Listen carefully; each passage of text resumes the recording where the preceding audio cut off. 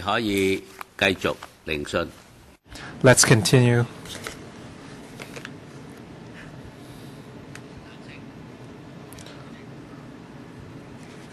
Thank you, Chairman. On the ATC system, members have raised various questions.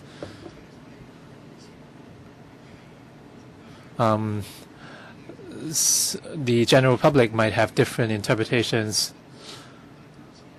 So I wish to speak as a member as well as a regular user of aviation services. And I understand that it's we are talking about the taxpayers' money.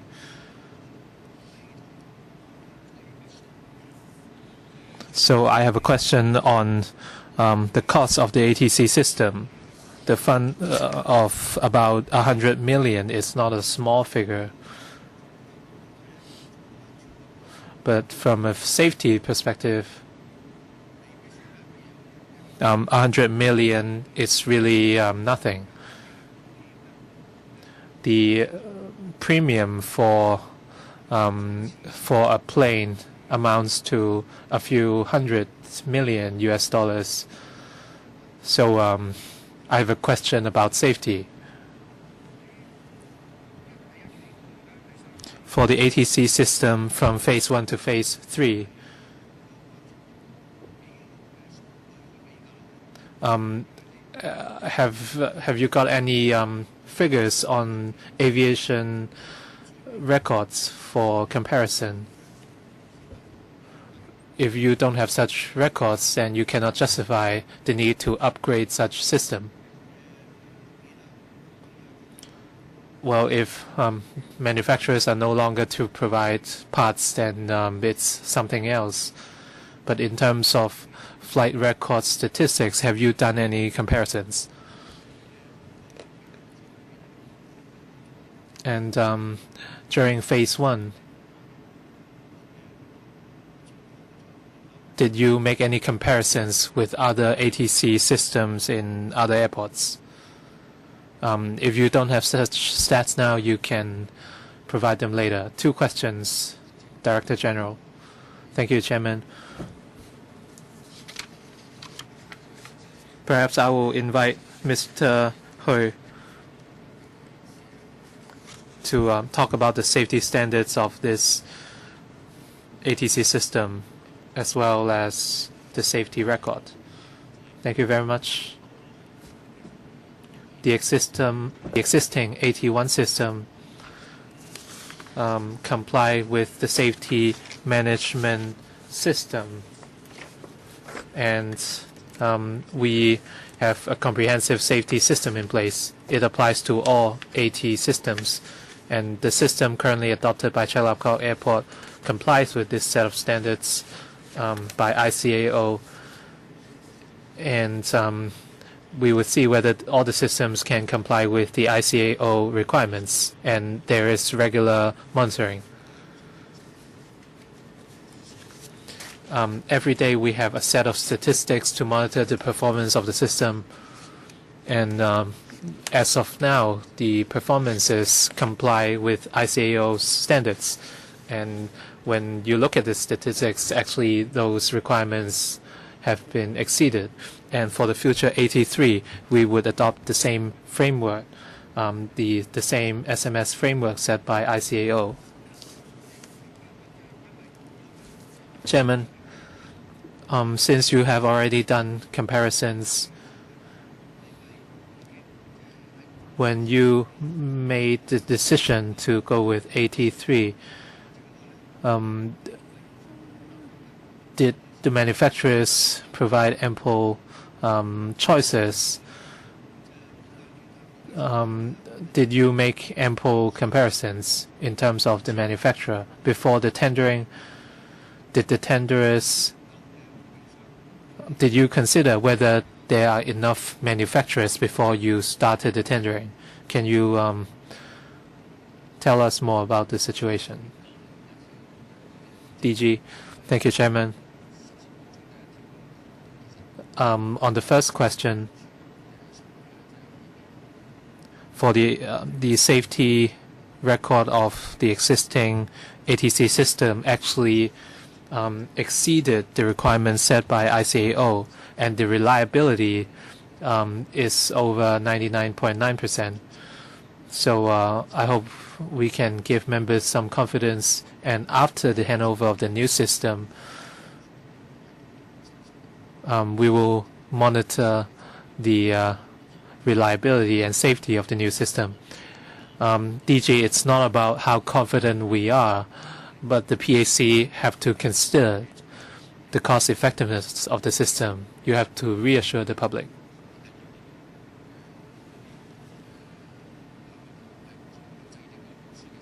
When drafting the tender document,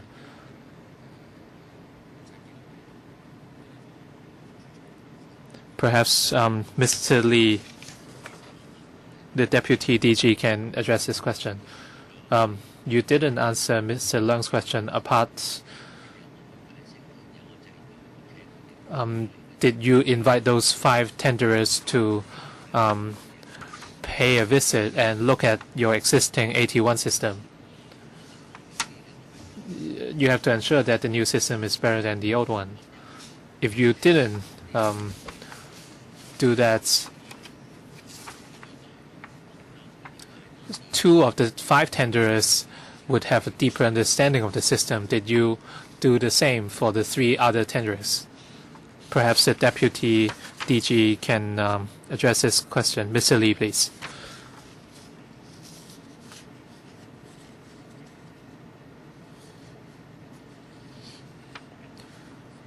The ICAO has certain safety requirements on ATC systems. So in the tender document, we ask all the manufacturers to come up with systems that comply with the safety regulations of ICAO.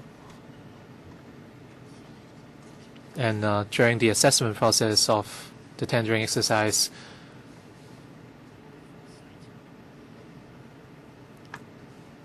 we looked at the user comments from the reference sites provided by the tenderers. We would assess the reliability and performance of the ATC system. And from these areas, we can see whether the manufacturer is up to scratch in terms of safety. What about the other question, Director General? Did you invite all 5 tenderers to look at your existing AT1 system? For the existing AT1 system, we comply with ICAO regulations. We will look at the availability and reliability, and we have stipulations on these rates. So you listed out the minimum requirements on the tender document, and yet you didn't invite the 5 tenderers to look at your existing system, right? Yes.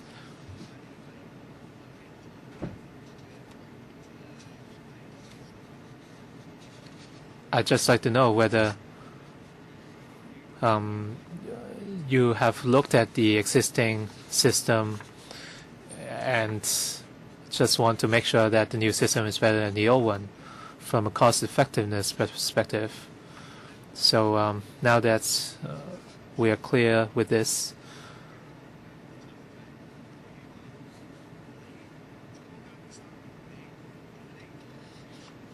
my impression is that during the 3-year delay,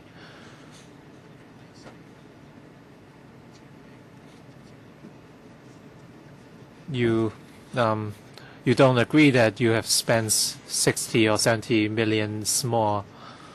I'd like to give you a chance to explain yourself. Perhaps you can give us some written documents. During the handover, if the new system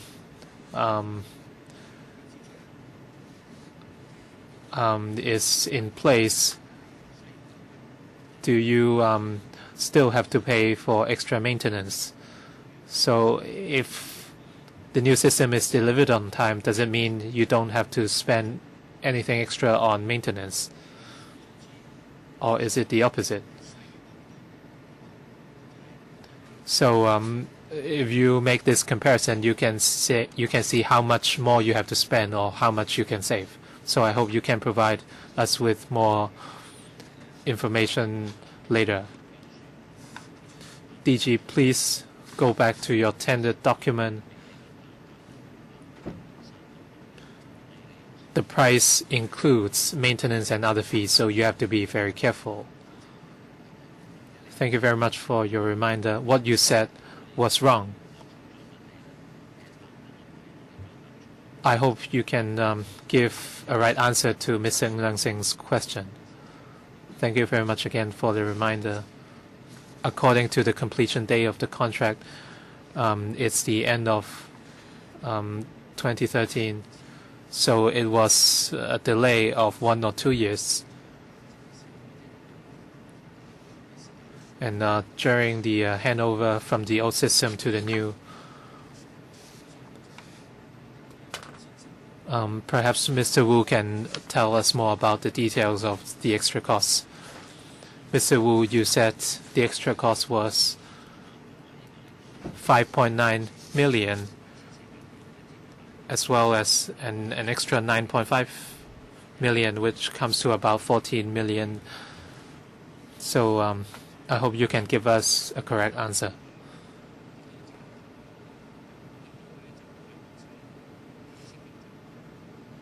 I've already explained what Mr. Ng just asked.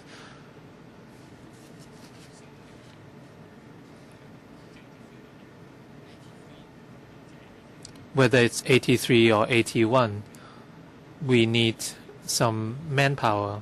So in fact, we have not saved anything on the manpower.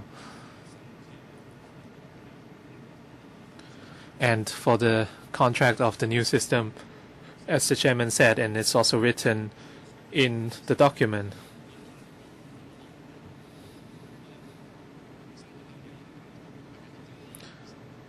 the cost includes hardware and software maintenance, but it doesn't cover manpower. Mr. Leung asked the same question a long time ago. He talked about maintenance for the 9.5 million. It's necessary for both the old 81 and the new 83 system. So this is something we must spend. As for the $5.9 million as a result of the delay, this is for further maintenance of 81 and for the procurement of software for 81's maintenance. Mr. Wu, you have to be very careful in answering our question. In Jan 20, is it? Jan 20, you quoted two figures. 5.9 million and 9.5 million dollars. Perhaps you don't have to answer us today. I'll give you some time to tell us why the $5.9 million is necessary. Now you say that the manpower cost is $9.5 million a year for maintenance. So go back and give us more information. Yes, I agree that you need to be more systematic and more organized, because it seems to us that you feel wronged by our allegation of spending $60 to $70 million, and you find some expenditure items necessary, and you also have penalty amounts received, right? And further to that, in your answer, you should tell us something about $5.9 million and $9.5 million for maintenance of the existing system. And just now, DG mentioned that $20 million will be spent. However, the proposed system should not be included in this existing system as well. So, answer our question, please refer to Jan 20. Point F. Thank you. Mr. Wang Sing, yes, I have another question on supervising the implementation of the system. I'd like to refer to 1.6 of the report.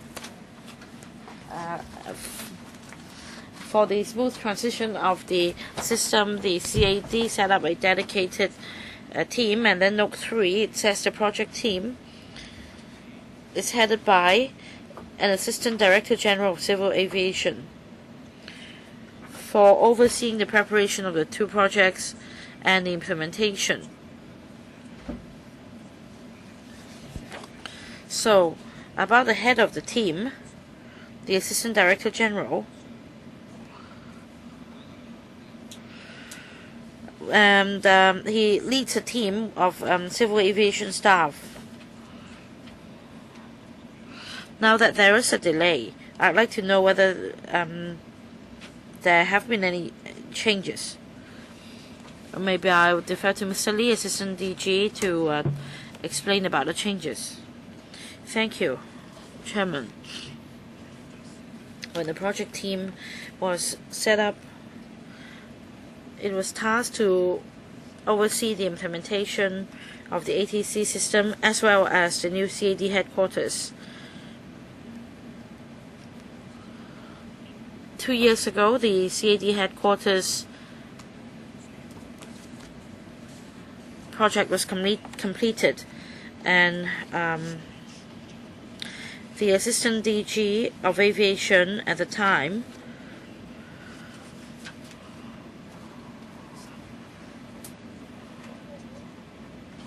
in relation to the post created at the time, the post was actually cancelled in March last year. In Note 3, about that project team in Note 3, what was the establishment at the time, and the project was supposed to be completed in 2013. And because of the delay, the whole team will be extended till 2016. So, has this been included in the $20 million? I don't think so, because this is a dedicated project team with a special objective. That is, it is supposed to dissolve when the project is completed. So you should answer very clearly. And you don't have to answer us now. Go back and give us some papers from 2013. How much was spent? And how many team members are we talking about? Because this is Mr. Ng's question. Yes. Let me supplement my question, because the project team has 2 major objectives. That is, to oversee the preparation and implementation of the 2 projects. Now, did you scrap the post, or did you scrap the whole team? And if so, who is to oversee the project?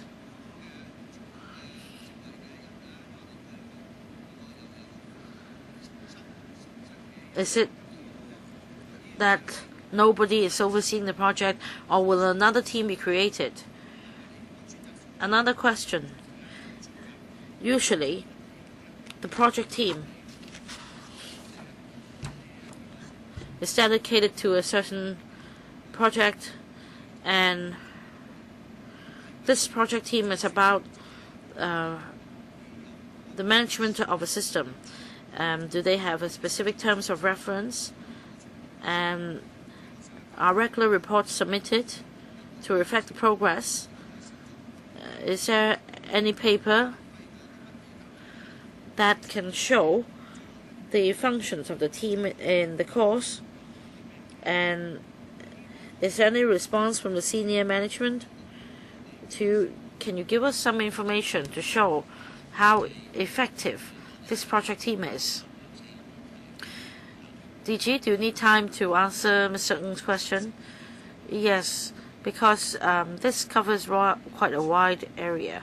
If Chairman don't mind, we will reply in writing.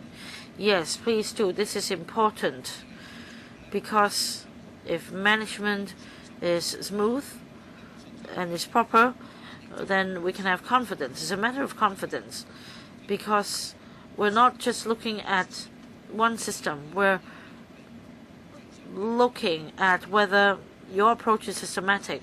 If your whole system is sound, with proper monitoring and advice and revisions, then you can have some progress and improvements. I have another question. Leung Sing, they're going to reply to your question. For value for money perspective, we'd like to know the annual expenditure from start to finish. Give us information. Yes. I have a question that is related to 3RS. It's users pay principle. In para 1.8, under the ATC service related charges, there is also this user pays principle. This will be commissioned in 2015. However, how long have you been charging the ATC service charges to recover costs under the user pays principle?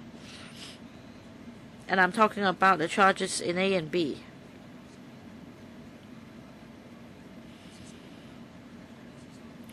And you must have imposed charges in advance of the commissioning of the system. But with this delay, then those paying the charges might not really be users of the system, because, say, for example, they may be quite aged and might not be able to use the system when it's commissioned. So I'd like to know whether there is any time frame in relation to that, because now there is a delay of 3 years. DG, this will also, the same concept will also be adopted under the 3RS, and the $180 ACF will be charged.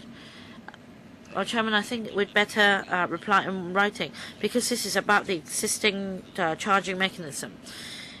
Right, because this is user pays principle, but the system has not been commissioned, and I am already required to pay. And the same applies to the 3RS. I'm quite aged, and the 3RS won't be commissioned soon, and yet I have to pay now. So I'm not the real user. Well, this is quite a complex issue. Leung Sing, allow them to give you a written answer? Yes. Because we need to consider value for money, whether those paying are real users. And towards the end of para 1.8, and the CAD collected ATC service charges of $755 million from the Airport Authority, and en-route navigation charges of $265 million from airlines in 2013 and 14. I'd like to ask about the figures. Has the target been reached? Has the cost been recovered? And whether there is any monitoring? Undersecretary or DG? I'll let DG answer the question. Thank you, Chairman. Basically, this is our established practice, and we have been able to recover by and large the costs by imposing charges. For example, every year, according to the FSTB, we come up with a figure in relation to the expenditure on manpower and services, and we charge the Airport Authority for the ATC service charges. As for en route navigation charges, this is imposed on airlines with aircrafts passing over our flight zone but not actually landing in Hong Kong. And we try to collect charges as much as we can. There are only individual cases in which we fail to collect charges, and those are in relation to the so-called universal airlines. Well, you've explained this point. Leung Sing, the 3 questions will be answered in writing. Any other questions? Kenneth? You can wrap up well, perhaps you should let me ask first. I'd like to explain to the public why we need 6 hearings for this chapter. It's not just a value for money audit. This is about aviation safety. We're talking about Hong Kong people's lives and property. And in 2023, we're supposed to spend $141.5 billion to build the 3rd runway. And this is also our economic strategic strategy to develop our airport into the Asian aviation hub. And for the ICAO, it is the first time when we have a member from the Chinese delegation, of a lady, and this is a hard mission, as the Chinese saying goes, that we need to do this right. And I do have some feelings after the 6 hearings, and I'd like the department to help change my impression. About due diligence checks, as Mr. Alan Leung said, the department has failed. And secondly, my impression at the time, at this stage, is that the tender document is ill prepared. It's flawed.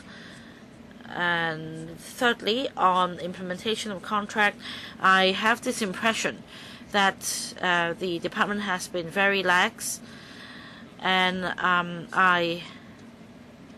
this is my preliminary impression. Now, about termination of contract in clause 44, mentioned by the other member, I heard the DG mention a number of times that in the first half of 2016, this system, which is the 83,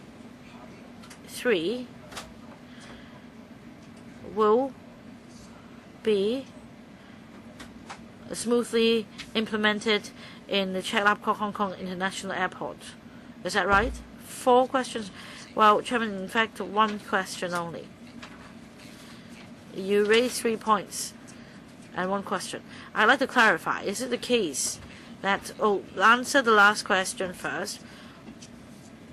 Is it that it will be commissioned in 2016 smoothly? DG, in the first half of 2016.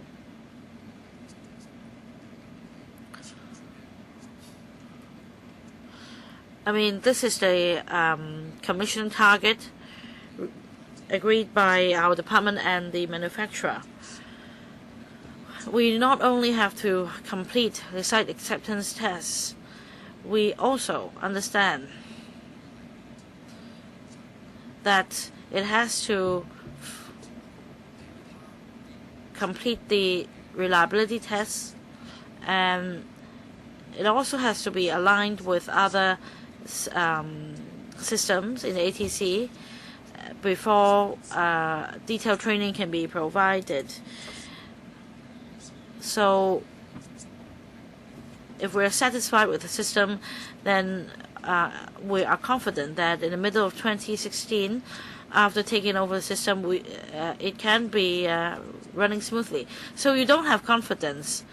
There are so many prerequisites.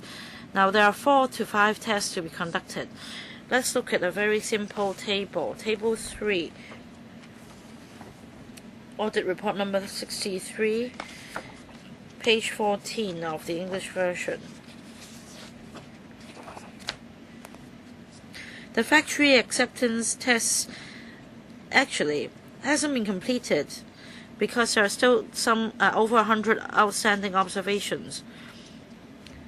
Now let's look at this. There's a factory acceptance test and site acceptance test, and then you also mentioned reliability test, system in integration test, and then training. And only when everything's completed can you implement the system. And then for FAT, site acceptance test, it was completed in 21st of June 2013, and yet if you also read 2.13, there are still over 100 deficiencies or observations that are carried forward to the site acceptance test. I'd like to know whether the 127 outstanding deficiencies or observations have been resolved. And I'd like to know at the stage of site acceptance tests whether there are further deficiencies or observations identified. All right, we're talking about 127 outstanding deficiencies out of the 1,000 identified at the FAT stage. Now we're going to resolve what we consider to be critical issues for proceeding with the training of ATC controllers so that it can be put into operation in the middle of next year. As for FATs, well, in the beginning, over 600 deficiencies were recorded. However, as per 2.13, in the end, only some 23 remained outstanding. Although there new observations identified, this is not uncommon. Well, I don't want the details. I just want to know, as far as FATs are concerned, how many outstanding observations are there as of now? Unresolved ones or outstanding ones. DG. For the FATs, there are 127. Most of them have been resolved. Only 23 are outstanding. He's asking whether 127 observations have been resolved, because they should not have left unresolved as it is moved to Hong Kong. So the question is, of the 127 observations, are the 127 outstanding observations part of the 10%? I think we need to go back and check the record before we can answer. Apart from the FATs, there are SATs as well, and also reliability tests and system integration tests. And during those stages, there could be those bugs and observations. So you mentioned that you're confident and it is your target that it can be delivered in the middle of 2016. But what if it cannot be delivered in time? Let's say if by the 31st of December this year, if there are still outstanding bugs, because you need to complete the test before you move on to other tests and training, and say by 31st of December you still haven't reached a stage of system integration test, then will you exercise the right to terminate the contract? DG, because Mr. Paul Chair just now asked the same question, and Mr. Leung is using the same date to help you answer. In other words, you need to, give us a milestone. Let's say if you fail to achieve a target by 31st December this year, you will exercise your power to terminate contract. If you cannot give us an answer today, please call a meeting with your team, because we need to put this into our report. You cannot afford to have indefinite delays. We cannot afford to have to follow up on this next year again should the system fail to operate smoothly. Mr. Leung, I think we always follow up on all the progresses towards the end. So I don't think they can get away with it. DG, we are. So we're saying that the system should be commissioned in the first half of 2016. I reiterate again that the CAD and the manufacturer are working towards this target to implement this project. We also have the confidence that by the first half of 2016, we will be able to commission the system. Mr. Leung also has the confidence. He is asking you the question. That is the target date of 31st of December this year. If the manufacturer failed to, fix all the bugs, 6, would you exercise your power pursuant to Clause 44? Perhaps I can only say this. Well, the answer I give, well, the main reason is that if you look at one of the air traffic control service supplies in Europe, and the latest system has been delayed for 6 years. So you're saying that you've already done an excellent job because you've only delayed for 3 years? No. Another example, in Asia, there was a delay for 3 years. All right, let me then ask you this. When you gave the approval in February 2011, did you make an assessment as to the duration of delay? Because in the paper in 1999 for electrical, the paper electrical, you promised that the system will be, the ATAC system will be implemented in 2013. Otherwise, Hong Kong will face serious problems. You submitted that, you drafted the paper, you submitted the paper to electrical, and we have a constitutional duty to ensure that it's implemented. And it's not just the PAC, the other panels and the FA and the FC will also have the duty to do that. We're just the final gatekeeper. All right, so would you do that or not? The answer is no. Can you give us, a timeline? You already gave us the answer. That is, in June 2016, you will implement that. Going backwards, Mr. Leung is setting a date, suggesting a date of the end of December. We'll give you some leeway there. Around what time? That is coming back from June 2016. When would you be able to be sure that this cannot be completed by the 30th of June 2016. We'll still be here in June next year. Chairman, I cannot give you that date. In other words, June 30th will not be the day for which you have the confidence. That is our target. We have the confidence that we'll be able to implement this project according to that date, so that by mid-2016, we have the target and the confidence to operate. If you have the target and the confidence, if you fail to achieve that target, two members have asked you the question. One gave you a deadline of 31st December this year. The other member asked you to pick a date. I'm asking you when you'll be able to make that decision or judgment. Or is it that you have a date in mind, but you're not able to, you don't want to tell us? And we can accept that, because commercial secrets might be involved, and we understand. But I cannot accept that you can't give us a date at all, DG. It shows that there's something wrong with your management. But this is a question of corporate governance. It's a very serious issue. You cannot ask the people of Hong Kong to simply follow whatever you decide. DG, can you answer the question? That is, are you prepared to give a date, or is it the case that it's not convenient for you to give us that date? Secretary, I've already answered the question before. We cannot accept the DG's answer because I don't want to say something that is really very harsh, on them in our report.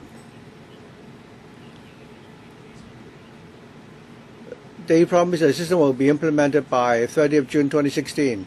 If at a certain date, well, we accept that if you have a date in mind, but you can't tell us that you don't have such a date in mind. Chairman, I've already explained that. There is a target completion date.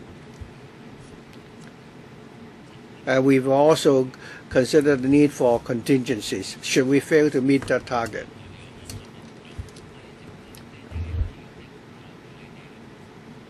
I've already said that at this stage is not appropriate. Yeah, I understood. So you do have the strategy in place. There's something you need to know. No. Yeah, noting the problem is one thing. Whether you have the strategy is something else. Why don't you give us, a direct answer? We must have, and we must think about. I'll let you, or I'm, giving you, I've already explained that we already have made preparation for that. But Chairman, why don't we put on record that by June 30th next year, there is no progress, we can, convene the hearing again. We can certainly hold many meetings. We can follow up at the end of this year. We can, conduct a follow-up, hearing. I think we want to ensure that the system is going to be a safe system. It's not just about the $500 million. If we spend $500 million and they fail to give us a timetable, that is something we must, bear in mind. Like the Deputy Secretary said, we've not acted beyond the terms of reference of the PAC. All of us have acted carefully and asked questions, within our terms of reference. The PAC would need to, look for the facts. No further questions. Alan. Chairman, this contract was awarded in February 2011. Originally, it was anticipated it would be completed in 23 months. A project for which originally you intended to complete in 23 months, and now you expect that it can only be commissioned in after 63 months. Originally, you thought that it will only take 23 months. Now it's at least 40 months. That is already very ridiculous. Chairman, I think you understand that we're not just concerned about the $5 million odd, and we're not getting, value for money, or the system, or the service or the system. From the value for money perspective, when the contract was awarded, you've kept the ceiling for liquidated damages, which is about $5 million. And starting from January 1st, 2013, we are spending an additional $20 million on maintenance and repair. So altogether, the taxpayers are subsidizing the old system. If you could have completed the project in 23 months, we would not have to spend that amount of money.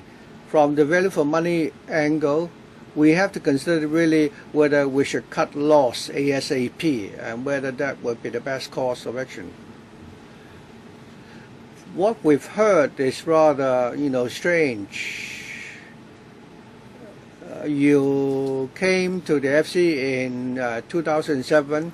You asked for more than $150 billion, $15 billion, and you say that if the system could not be commissioned by 2013, it would be disastrous because there wouldn't be any spare parts available, and the existing system would not be able to,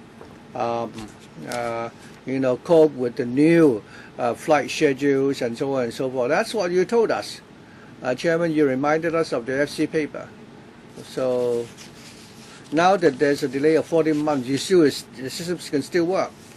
So long as we spend another $20 million every year, we can, wait forever.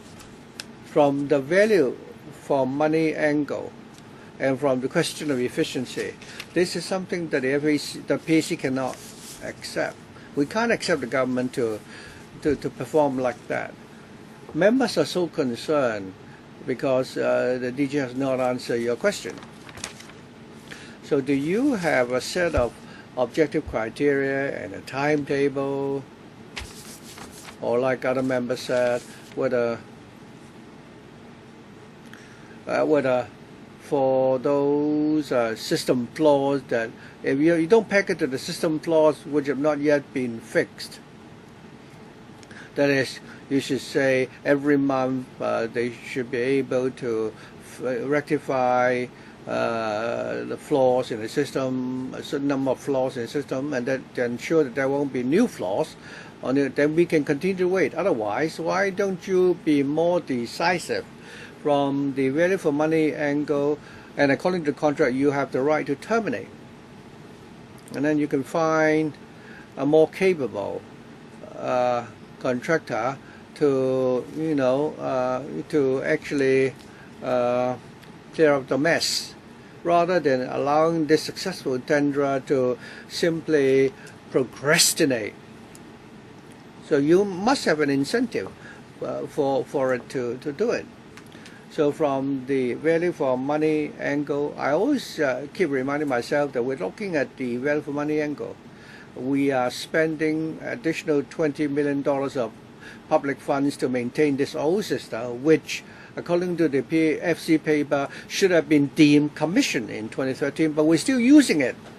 And we might only be able to use this new system, in 2016. So this is totally unacceptable.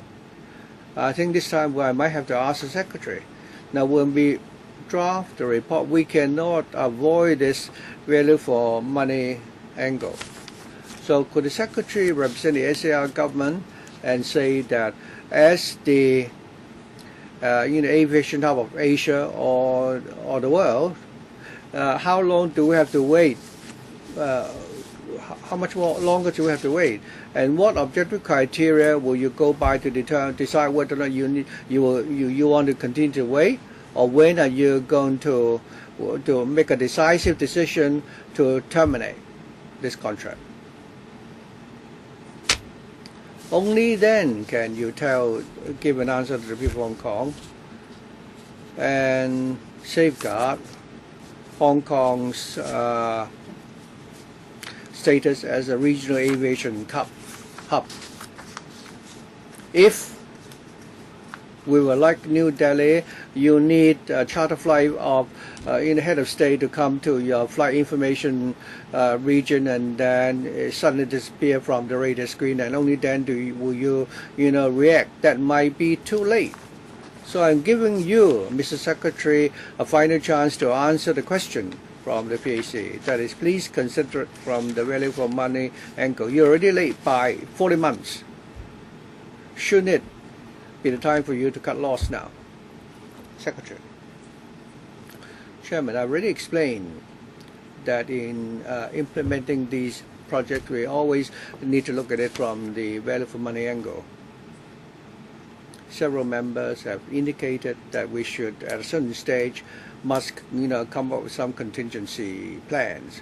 I've already explained that we do have such plans in place, but the condition is that, as members pointed out, when we make that decision, that is when we reach a certain stage, should we continue to complete the rest, the outstanding part of the project, how long it would take and how much it would cost, and also after we've cut loss and if we were to start afresh and to ask somebody to clear up the mess, what will be the amount and time required?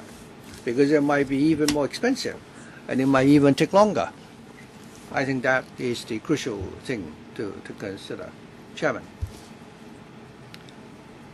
I think what it means is that if we continue to procrastinate, then you must have the confidence with the successful tenderer that he will eventually be able to resolve the problems. So on what basis do you have this confidence? Why don't we ask the DG to answer this question? The DG is very confident, but he's not explained where that confidence comes from and what is the basis for the confidence. You're just telling us that you have the confidence. You intended to complete the contract in 23 months. You've taken 63. You will only be able to possibly complete it in 63 months. To the general public, this is already ridiculous, and you still maintain that you have the confidence. So, what is the basis for that? That is what we are asking. DG, perhaps you can consider this. That is, you have 1,000 observations. You fix 900 of them, and there are only 100 remaining.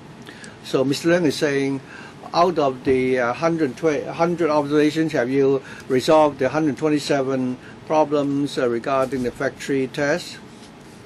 And between now and the end of June, where does your confidence come from? When are you going to fix 6% of the problem every month? I think you need to answer the question like that before we have the before we are convinced that you have the confidence.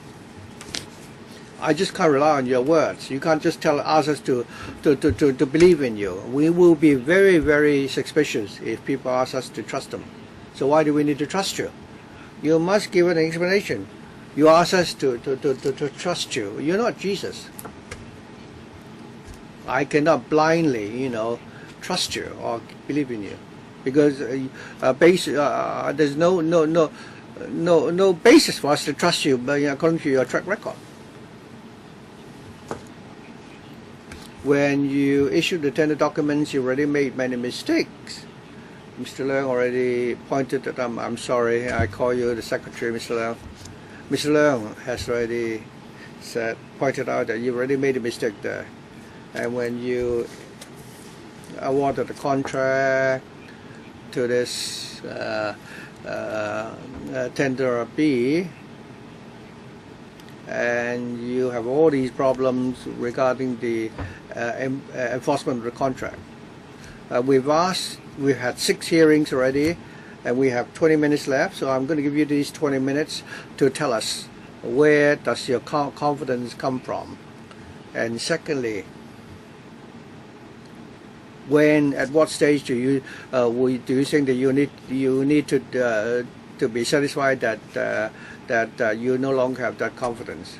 Is it going to be 3 months? Is it going to take 3 months or 4 months? And when are these 100 observations? When will they be fixed? Because if you ask the secretary, he doesn't really know. He only has a strategy. He told us that he has a strategy. He will be monitoring your performance. So you're not going to retire yet. He'll be overseeing your performance every day. So you still need to fix the whole problem. Director General, I'm giving you this final chance to change our perception. We members of individual perceptions or conclusions already. We haven't yet come to a collective conclusion. But there are still many questions outstanding. Could you answer them in the remaining 20 minutes? Thank you very much for the reminder. So perhaps I will address the question again in order to convince members and the public. First of all, the safety of the ATC system is very important to us. Over the years, we have been providing very safe aviation services, and our work has been much appreciated.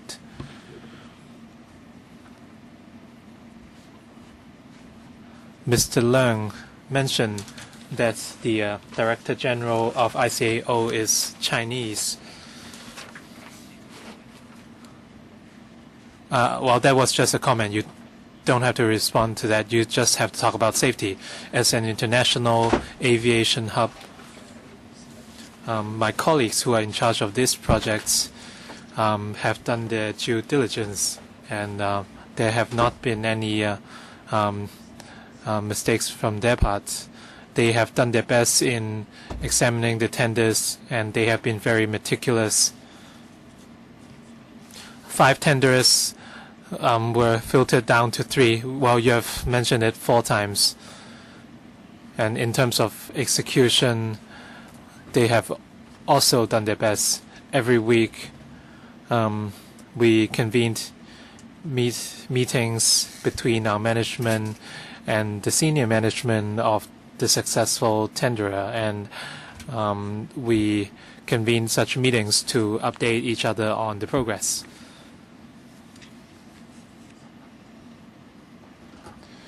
And when we applied for the funding, the schedule was the end of 2012. For the latest system, we have done some work since 2012. In order to process flight plans, we need a processor to carry out the preliminary processing. So it's a safety mechanism we introduced, and for the display panels, we also stepped up maintenance.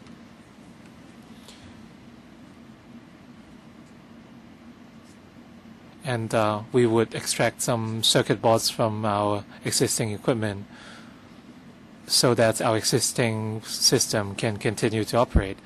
And in terms of confidence, Mr. Leung asked whether we have any indicators or objective standards.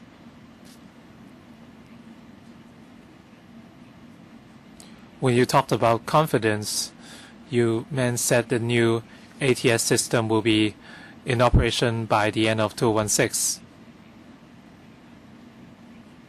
So what Mr. Leung meant is that he's very confident of the professionalism of CAD.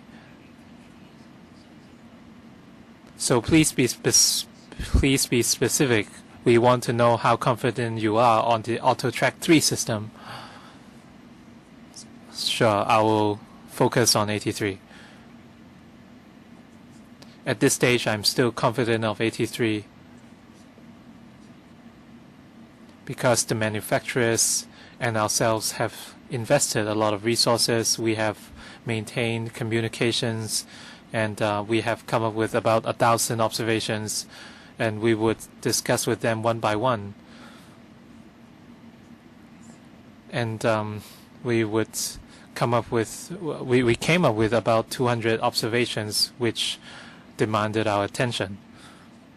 And more than 90% of those 200 observations were solved, and we only have 10 or so outstanding items. So we would find out the problems and the reasons for the problems with them, and we would identify the nature of these problems, whether they are with hardware, software, or data input. We need time to tackle these one by one.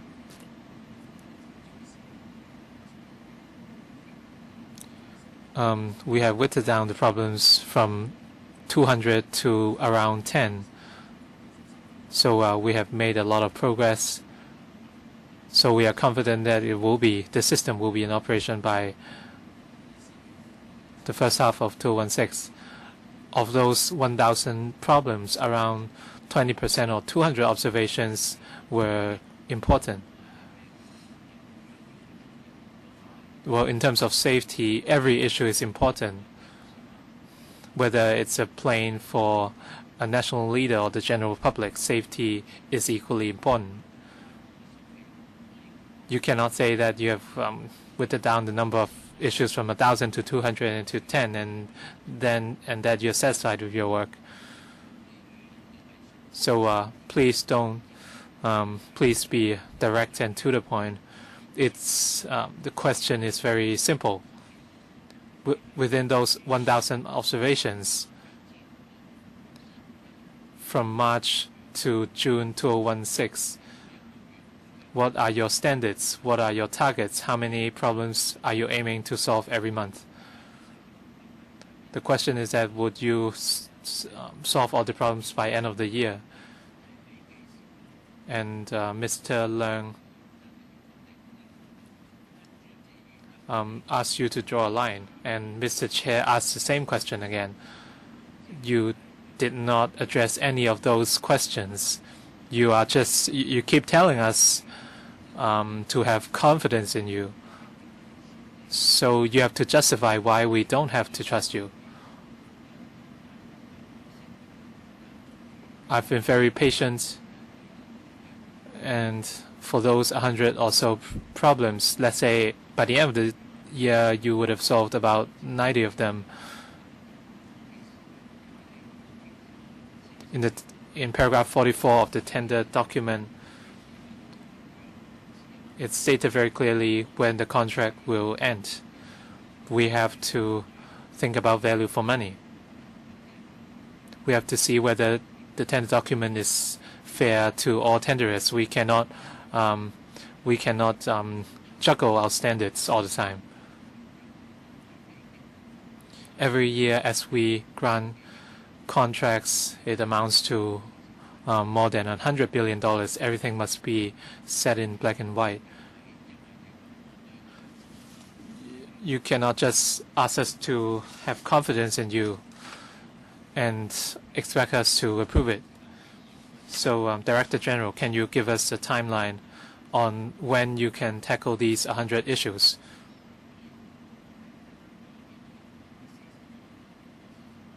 Tender B has already led to a delay of 40 months. So where does your confidence come from? Can you explain yourself? Chairman, for paragraph 44, the successful tenderer only has 30 days to tackle and to tackle all the issues, but now the delay is 40 months.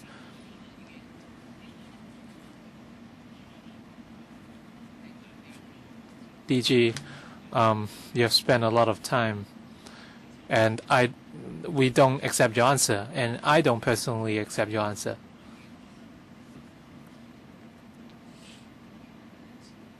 It seems that many members hold the same views. So the final 5 minutes, is there anything you want to add?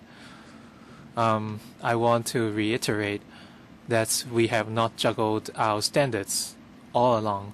We have followed all the procedures when we conduct the tendering, and we have studied all the terms of the contracts.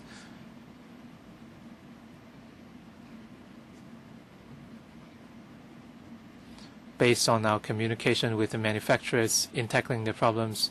Okay, I think we've heard you, Mr. Project. It's not about juggling your standards, but our real concern is that you've never played the role of gatekeeper. You have set a very bad precedent. And the Director General and Deputy DG said that if the contract is cancelled, then there will be additional resources required. But the situation is the same for all contracts. They have signed the contract, and then they won't have to worry about anything anymore. The DG asked us to have confidence in them, and in Gen 18, in the Gen 11 Annex 8, by June next year, if the contract is terminated, I'm not sure whether you will your term will finish, DG, before that time, and when we have a new DG who will be held accountable. DG, can you tell us when your contract will be terminated, when you will retire?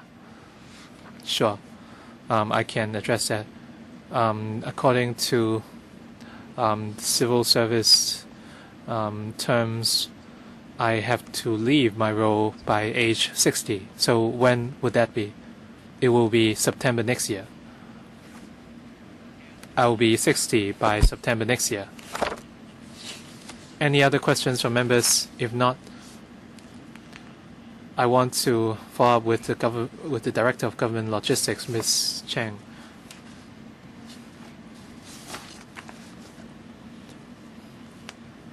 Can you answer the question of the performance records? Can you share the letter from DOJ with us? Thank you, Chairman.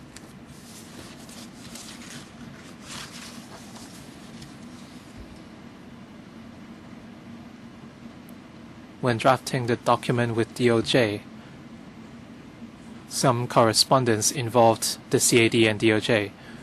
When you address Mr. Leung's question, his question was very clear. From the first draft till the final tender document, there have been changes. There have been changes under paragraph 8.4.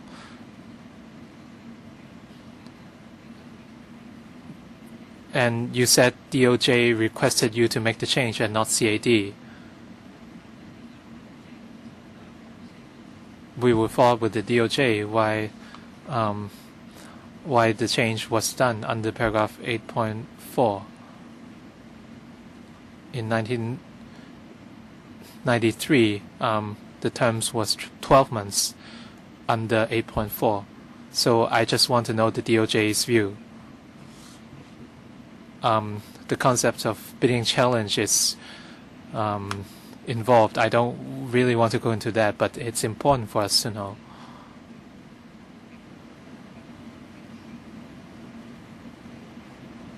Why were the terms substantially simplified?